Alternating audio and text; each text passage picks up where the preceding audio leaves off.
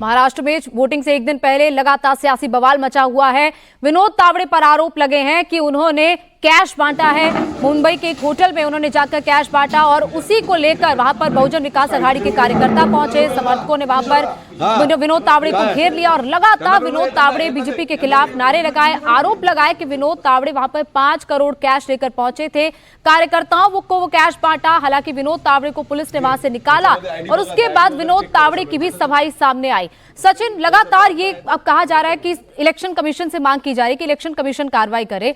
अब क्योंकि वोटिंग तो कल का ही दिन है, अब सिर्फ कुछ घंटे रह गए हैं मतदान के लिए, तो लगता है कि मतदाताओं के दिमाग पर भी इसका असर पड़ेगा। वो भी इस चीज को मुद्दा बनाकर उसको ध्यान में रखते हुए वोट करेंगे, या फिर ये मुद्दा सिर्फ और सिर्फ आज के लिए है और उसके बाद चुनाव आयोग की कार्रवाई का सिर्फ इंतजार होगा?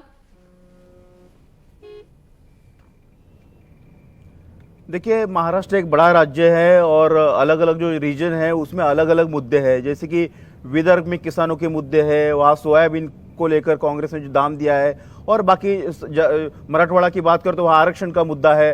मुंबई की बात करो तो यहाँ मेट्रोपॉलिटन सिटी डेवलपमेंट का मुद्दा है। चुनाव में अलग अलग मुद्दे होते हैं, लेकिन ये मुद्दा जरूर जो है बीजेपी की कहीं ना कहीं इमेज या उसकी छवि को लेकर जो है सवाल जरूर खड़े करेगा, क्योंकि विपक्ष जिस तरह से इस खबर पर, इस मामले पर टूट पड़ा था और लगातार उद्धव ठाकरे हो, संजय राउत हो, सुप्रिया सुले हो, या फिर अन्य उनके जो नेता हो, महाविकास आघाड़ी के कांग्रेस के नेता हो नाना पटोले, उनका बयान आया कि बीजेपी जो इसी तरह से यंत्रणाओं का दुरुपयोग करती है, चाहे फिर वो केंद्रीय जांच एजेंसीज हो या फिर चुनाव प्रचार की जो यंत्रणा है वो हो, उनका उपयोग करती है, और जो एजेंसीज है या ये जो यंत्रणाएं है वो बीजेपी के नेताओं के खिलाफ जो है कार्रवाई करने से कतराते हैं। बिल्कुल सचिन, ये आरोप लगातार पूरे चुनाव प्रचार के दौरान महाविकास अघाड़ी ने लगाए हैं बीजेपी पर, महायुति पर, और लगातार इसको मुद्दा बनाने की कोशिश तो की जा रही है। और अब जिस तरीके से ये नोट कांड, कैश कांड सामने आया, ऐसे में देखना होगा कि जनता आखिर क्या ध्यान में रखते हुए मतदान करेगी। बहुत बहुत शुक्रिया राजेश, सचिन, आपका हमारे साथ जुड़ने के लिए।